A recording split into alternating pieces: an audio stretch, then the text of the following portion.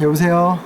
네, 안녕하십니까. 전두환과 노태우의 재판하면 뭐가 떠오르세요? 법정에 나란히 들어가서 사형, 구형 이런 것들이 좀 떠오르는데 그때 이제 했던 말도 유명하잖아요. 전두환 씨가 이제 노태우 씨 본 다음에 그쪽 교도소에서는 계란 후라이 주나? 근데 그 얘기는 이제 얘기란 사실이 없다. 공식적으로 부인을 했다고 하더라고요. 근데 제가 요번에 흥미로운 기사 하나 발견했는데 요거 한번 요거 저도 사실은 봤었어요. 3심 판결 그 기사 맞죠? 이 판결 기사 옆에 보면 사설 있잖아요. 사면 얘기를 최종심 당일날이잖아요.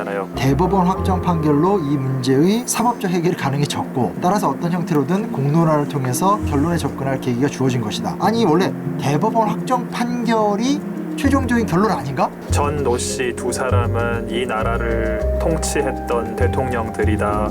전 씨는 뭐 경제를 안정시킨 공이 있고 노 씨는 민주주의로 나아가는 징검다리를 놓았다. 노 씨가 뭔 징검다리 어떻게 나왔는지 잘 모르겠지만 6.29 뭐 이런 거 얘기하나 보다 그죠? 네, 그런 6.29 것 선언 같아요. 같은 거? 네, 결국 이 사설의 마무리는 대통령에 대한 압박. 김 대통령으로서는 한보 사태든 현철 씨 의혹 문제든 자신의 임기 내에 뭐 가급적 빨리 분명하게 매듭짓는 것이 좋다. 김영삼 대통령 집권 말기가 엉망이었다고.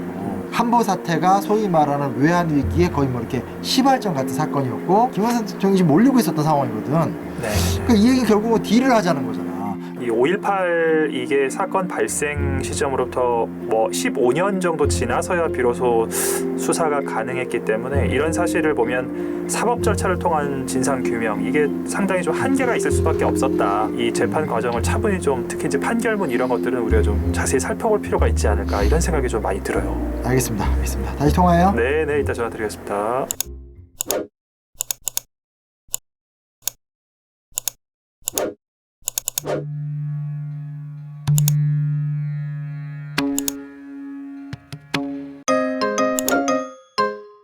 네, 여보세요. 네. 제가 보내드린 판결문은 다 읽어보셨습니까? 다 볼 엄두가 좀 안 나. 너무 분량이 많아가지고요. 저는 이제 다 봤어요. 근데 이게 재판이 진행되는 과정에서도 법적인 논란이 꽤 있었던 것 같아요. 특히 이제 공소시효 문제가 굉장히 뜨거운 쟁점이 되었었는데 재판을 다시 하기에는 너무 오래전 일이다라는 당시 이제 헌법재판소가 이 부분에 대해서 분명한 기준을 제시했는데 5.18 민주화 운동 등에 관한 특별법 제2조는 헌법에 위반되지 아니한다. 내란과 군사 반란의 수괴가 대통령으로 있는 동안 관련자들에 대한 사법 처리가 사실상 불가능했기 때문에 시효를 정지시켜 처벌해야 한다는 5.18 특별법의 취지를 받아들인 것입니다. 헌법재판소는 합헌 이유에 대해 설사 공소시효가 지난 범죄라 하더라도 공익과 정의의 원칙에 따라 소급 입법이 예외적으로 인정될 수 있다고 밝혔습니다. 쉽게 말해서 이제 재판이 가능하다는 건데 변호인들이 하여튼 끝까지 이 부분을 좀 물고 늘어지더라고요. 판결문이 생각보다 이제 흥미로운 부분이 많은데 우선 1심부터 말씀드릴게요. 피고인 전두환을 사형, 피고인 노태우를 징역 22년 6월, 그리고 이제 자꾸 잊혀지는 사람들인데 황영시, 이학봉, 정호영 다 나왔던 사람들이죠. 징역 10년, 유학생 최세창, 허삼수, 이희성을 8년, 차규현, 장세동, 주영복을 7년, 박정규, 신윤희를 각 4년형에 처하고 피고인 전두환으로부터 금 2,259억 5천원, 노태우로부터 금 2,838억 9,600만 원을 각각 추징하는 판결을 내리게 됩니다. 범죄 범위가 엄청나요. 반란 수괴죄, 반란 모의죄, 반란 중요 임무 종사죄, 상간 살해죄, 초병 살해죄, 내란 수괴죄, 내란 목적 살인죄 등등등 죄목이 엄청 많아요. 그럼 보니까 또 자위권 발동, 우리가 그 광주 시민들에게 피디님이 흥분하신 거. 그렇죠. 이 광주 시민들에게 총을 쏜 것이 우리 군 스스로 지키기 위한 것이었다라고 하는 논리. 오늘날까지도 이런 논리를 이제 활용하는 사람들이 있는데 이것과 관련해서도 이 당시에 판결문에서 정확하게 설명을 좀 하고 있네요. 교전이 벌어질 수 있다는 사실을 충분히 숙지하고 있었고 현장에서 발동을 망설이고 있었던 이들에게 명령을 내렸다는 점, 그리고 그로 인해 엄청난 유혈 사태가 일어났다는 점에서 소극적 행위가 아니라 부당한 발포 명령이었다 이렇게 나오니까요. 이게 지금 2심에서도 광주 민주화운동에 대해서 민주주의 국가의 국민은 주권자로서 또 헌법 제정 권력으로서 헌법을 제정하고 헌법을 수호하는 가장 중요한 소임을 갖는 것이다. 국민이 개인으로서의 지위를 넘어 집단이나 집단 유사의 결집을 이루어 헌법을 수호하는 역할을 일정한 시점에 담당할 경우에는 이러한 국민의 결집을 헌법기관에 준하여 보호하여야 한다. 따라서 이러한 국민의 결집을 강압으로 분쇄한다면 그것은 헌법기관을 강압으로 분쇄하는 것과 마찬가지다.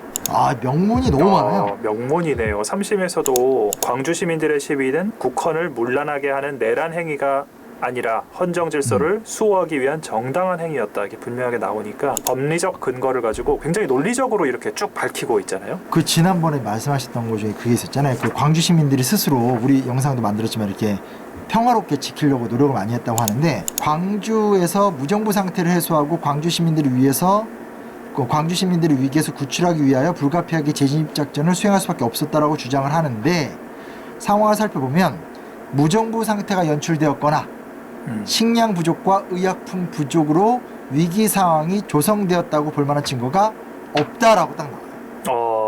그러니까 예. 그 상황, 그러니까 최후의 빌미는 뭐냐면 여기가 엉망이었기 때문에 우리가 어쩔 수 없이 진입작전으로 들어갔다 얘기하게 되는데 뭐가 엉망인데 도둑질 하나 없었고 얼마나 그 사람도 행복하게 살고 있었는데 그게 너가 말이 돼? 이 아이 이렇게 얘기를 하는 거죠. 근데 제가 좀 궁금한 게 하나 있습니다. 그리고 이제 죄질이 엄청나게 나쁘다는 걸 수백 장에 걸쳐서 지금 얘기를 한 거잖아요. 근데 아니 형량이 너무 낮은 거 아니야? 아니 이렇게 지은 죄가 많은데 외국 사례들 보면 막 300 몇 년, 400 몇 년 지은 죄의 양이 있으니까 상징적으로 몇백 년 형을 때리고 막 그러잖아요. 네네.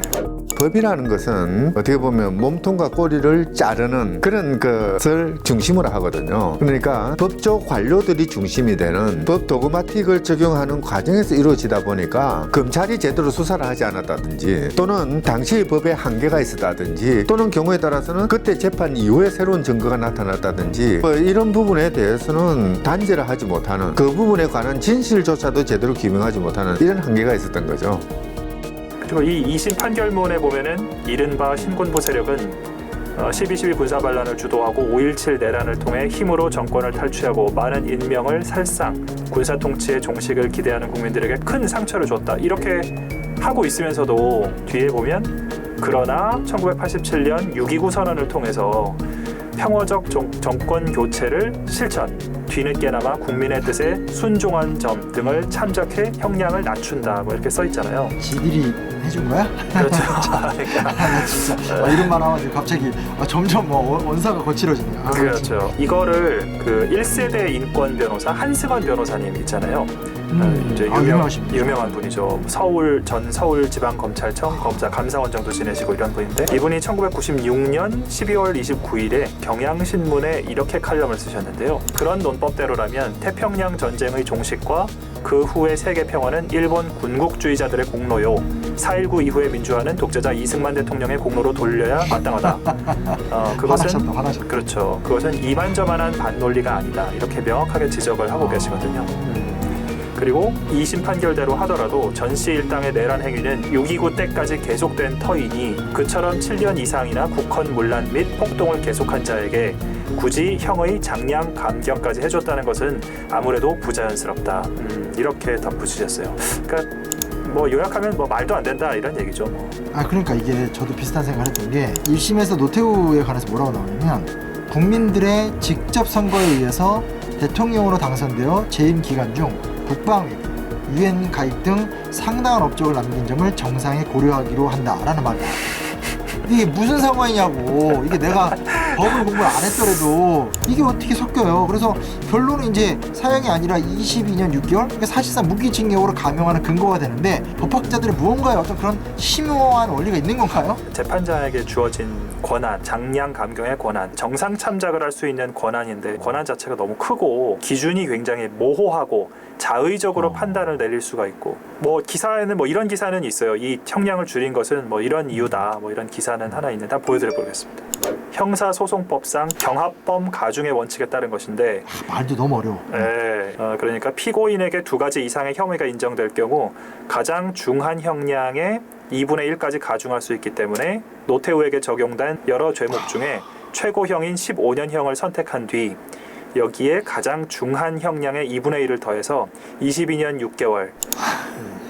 근데 이게 지금 더 충격적인 게 2심이 2심, 1심은 아무것도 아니에요. 자고로 항장은 불살이라 하였으니 공화를 위하여 감 1등하지 않을 수 없다. 이런 문장이 나와요.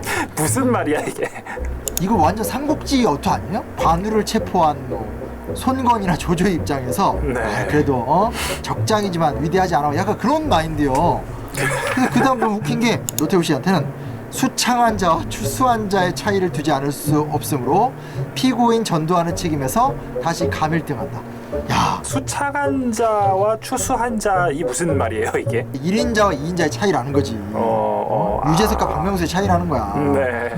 그래서 이걸 감일등을 해. 그러면 그 다음 이 판결문 전체를 보면 다 감일등이에요. 그러니까 판결이 다 떨어지면서 10년형은 5년형, 5년형은 2년형, 4년형, 1년형 이렇게 된다니까요. 문장이 멋있긴 하네요. 자고로 항장은 불살이라 하였으니. 절대로 어떤 사법적 논리라는 느낌이 안 들어요, 솔직히.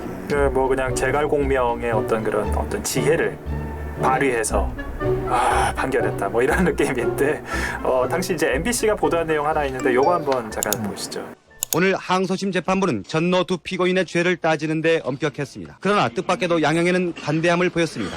권력의 상실이 곧 죽음을 의미하는 정치 문화로부터 탈피하는 일은 쿠데타를 응징하는 것에 못지않게 필요하다는 이유 등을 들어 전두환 피고인의 형을 줄여주었습니다. 전 피고인을 감형한 만큼 노태우 피고인에 대한 형도 줄여야 한다고 판단했습니다. 오늘 항소심 선고는 실무적인 사법적 판단보다는 고도의 정치 논리를 바탕으로 하고 있다는 지적을 받고 있어 앞으로 적지 않은 파장이 예상됩니다.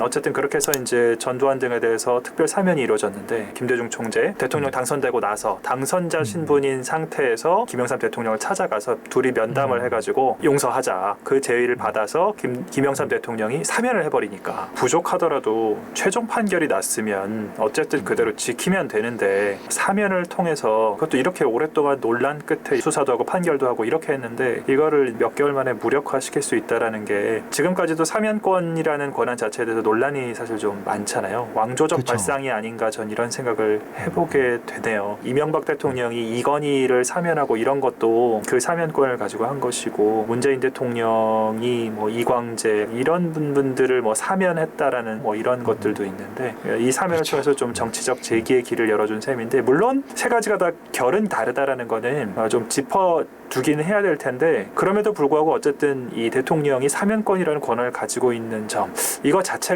좀 문제가 있지 않는가 전 이런 생각이 좀 많이 들더라고요. 합법적 불법이라고 이야기될 수 있을 정도로 그 당시 우리의 정의 감정, 역사적인 시대 정신이 더 이상 용납할 수 없을 정도로의 불법이었는데 그런 불법을 사면을 해버린 것이거든요. 면죄부를 준 것이죠. 이제 그러다 보니까 5.18이나 5.0과 같은 과거사 청산 자체도 불철저해버렸을 뿐만 아니라 그 세력들이 여전히 자기 존재를 과시할 수 있는 그런 여지를 마련해버린 것이죠. 해외에서는 이 문제를 어떻게 처리하는가에 관심이 많아서 해외 사례들을 계속 검토해봤는데 세계적인 수준을 봤었을 때 굉장히 잘한 축 같아요? 잘 못한 축 같아요? 저는 별로 잘 못한 거 아닌가 생각을 많이 했는데 그렇죠. 나도 그렇게 생각을 했거든요. 예. 근데 재밌는 게 뭐냐? 실제로 이제 유럽이나 미국은 이제 이미 그 이전에 그런 게 다 혁명의 시대 때 끝났던 나라니까 좀 빼고 나머지 아프리카, 아시아, 라틴 아메리카 등등의 모든 나라들을 다 검토해보죠. 우리나라만큼 광주 문제만큼 이렇게 체계적이고 지속적이고 처벌과 진상규명이 이루어진 사례가 사실상 없다시피 해요. 아 그래요? 진상규명위원회 만들어 놓고 진상규명 일도 못한 데도 많고 진상규명을 조건으로 처벌을 안 하겠다는 데도 있고 전임 집권자를 부셔버리려고 후임 집권자가 진상규명회 같은 걸 만들어서 엉망을 만들어버린 것도 있고 요 지점은 진짜 인정할 수밖에 없다라고 하는 거는 시간이 40년째가 된 올해까지도 우리도 지금 이렇게 하고 있듯이 또 지금 국가적으로 진상규명위원회가 꾸려져 있는 듯이 부족하면 부족한 대로 어쨌든 한 발 한 발 끝까지 끈질기게 진상규명 노력을 하고 있다 이런 지점이 기반이다 이런 생각이 드네요. 맞아요. 이제 우리 이제 한 편 남았네요. 다음 편에서는 우리가 이제 처음 이 프로젝트를 시작할 때의 슬로건이 그거였잖아요.